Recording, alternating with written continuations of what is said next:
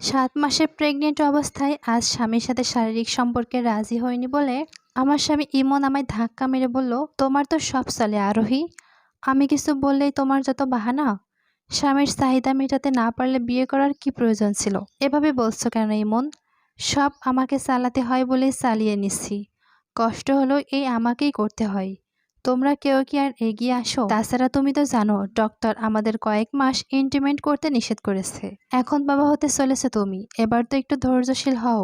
তোমার লেকচার বন্ধ করো আরোহী, জাস্ট অসহ্য। এমন ভাব করছো মনে হয় সারা দুনিয়ার সব কাজ তুমি একাই করো, অথচ সারাদিন বাসায় থাকো তুমি। বাসায় বসে কি এমন কাজ করো?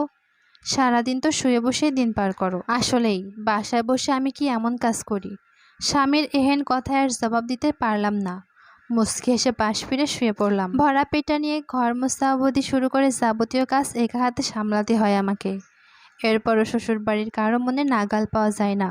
দিন শেষে শুনতে হয়, তুমি কি এমন করো সারাদিন? অথচ এই আমি বাবার ঘরে কত না আহ্লাদি মেয়ে ছিলাম, যাকে মা কিছু করতে গেলেও বাধা দিয়ে বলতো, তোর এসব করতে হবে না আরোহী, যা পড়তে বস।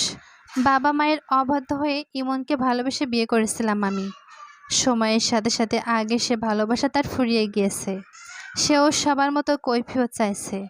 চাপা কষ্ট চোখের কার্নিশ দিয়ে গড়িয়ে পড়ল কিছু নোনা জল। কোমর ব্যথায় সারা রাত এপাশ ওপাশ করছি। ওপাশে স্বামী আমার নাক ডেকে ঘুমাচ্ছে। সকাল 7টায় ঘুম ভাঙল ইমনের চিৎকারে। ঘুমন্ত আমাকে আবার কয়েকটা ধাক্কা মেরে বলল, তুমি এখনও ঘুমাচ্ছ আরোহী? অফিসে যাব আমি, তো আমার নাস্তা কই?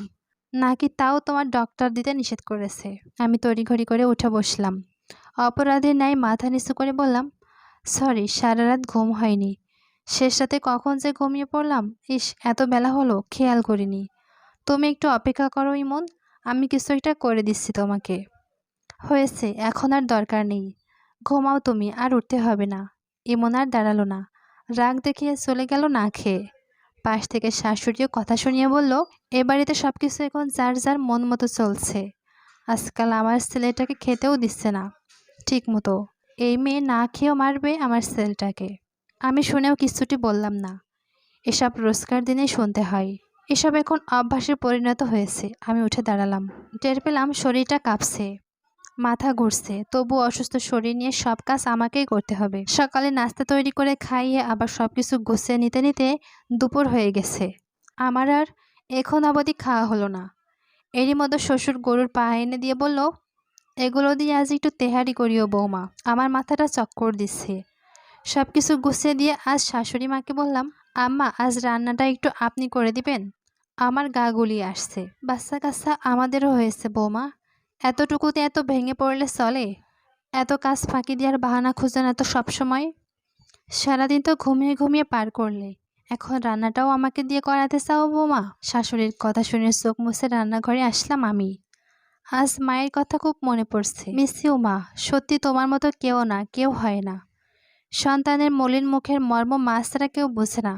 কিন্তু আফসোস, ভালোবাসার মানুষটির জন্য এই মা বাবার সাথে যোগাযোগ বিচ্ছিন্ন আজ কতগুলো দিন। আজকাল ভালোবাসা বলতে কিচ্ছুটি হয় না, সব দুদিনের আবেগ মাত্র। প্রিয় মানুষ বদলায়, কারণে অকারণে বদলায়। জীবনে এমন একটা সময় এসেছে যেখানে পাচ্ছি না প্রিয় মানুষটির ভালোবাসা, না পাচ্ছি বাবা মাকে পাশে। অথচ এই একটা মানুষের জন্য সব বিসর্জন দিয়েছি আমি। স্ত্রীকে কখনো কষ্ট দিবেন না, কেননা স্ত্রীদের দুনিয়া খুবই ছোট। সে দুনিয়া স্বামীকে দিয়ে শুরু হয়, আবার স্বামীকে দিয়ে শেষ। তাই সবার কষ্ট সহ্য করতে পারলেও স্বামীর দেয়া কষ্ট সহ্য করতে পারে না। হয়তো সব সহ্য করে মানিয়ে নিতে পারে, কিন্তু ভিতরে যে ক্ষত সৃষ্টি হয়, সে চাইলেও আর মন থেকে ভালোবাসতে পারে না। তখন প্রয়োজনে সংসার করে যায় জীবন্ত লাশের মতো করে।